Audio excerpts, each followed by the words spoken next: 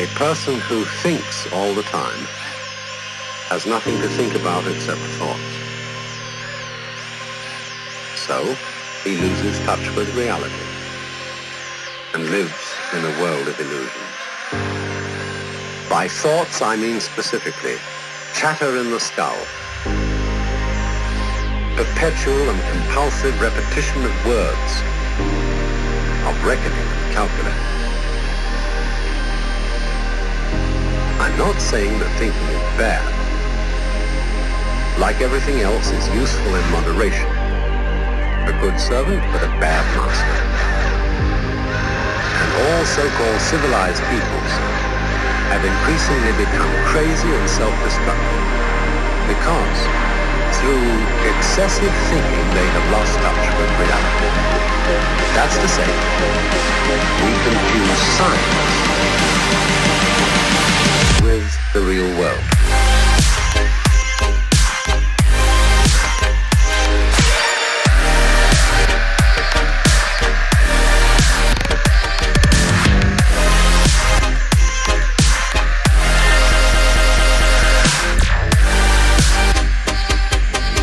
This is the beginning of meditation.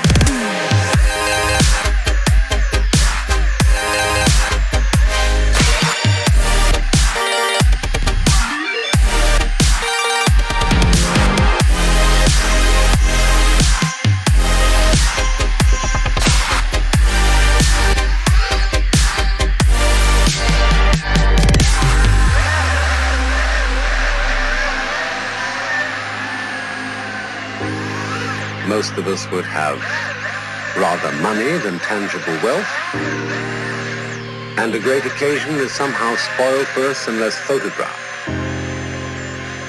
And to read about it the next day in the newspaper is oddly more fun for us than the original event. This is a disaster.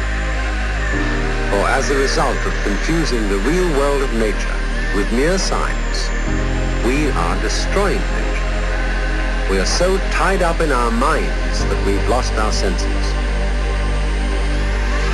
Time to wake up. What is reality? Obviously, no one can say because it isn't words. It isn't material, that's just an idea.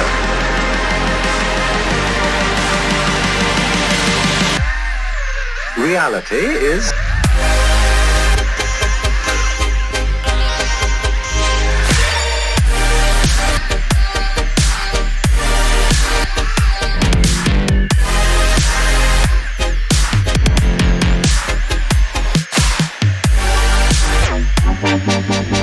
the point cannot be explained in words.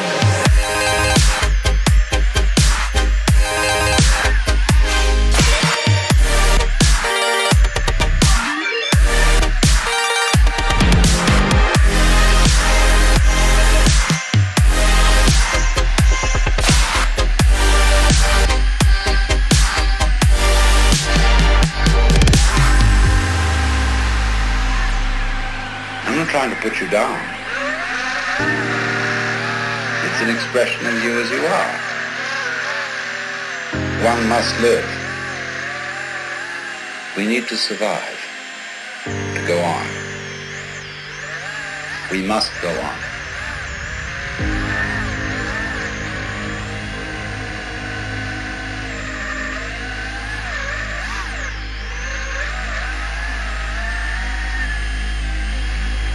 Realize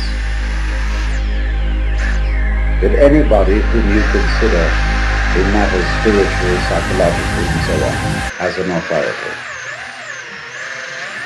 has this authority because of your opinion that he has, or she has. How do you know? If you say, for example, like the Protestant fundamentalists, that you believe in the Bible, that the Bible is inspired. Or you may say, as a more liberal kind of Christian, that Jesus Christ is the greatest being that ever lived on earth.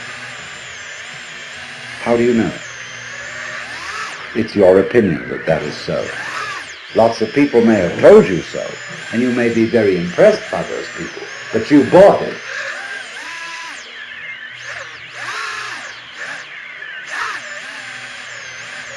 And so therefore, if you say, well, I would like to become like that, that's an expression of the way you are. You couldn't feel, I would like to become like that, like the authority, like the Christ, except as an expression of the way you are now. And the way you are now is the quaking mess. And therefore, your emulation, your desire, your idealism to become like Christ is merely one of the appetites of your quaking mess. It's an expression of you as you are. You don't fool yourselves. I'm not trying to put you down by talking about the quaking mess. The quaking mess may be in fact something very, very natural. The way we are, the state of affairs, and we shouldn't be ashamed of it. I'm not ashamed of it. I told you all attractive.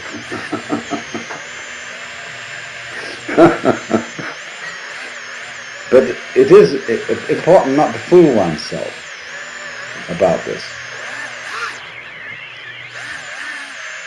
But there doesn't there, seem to remain a problem about existence, about being alive. Now let's go into what is that problem.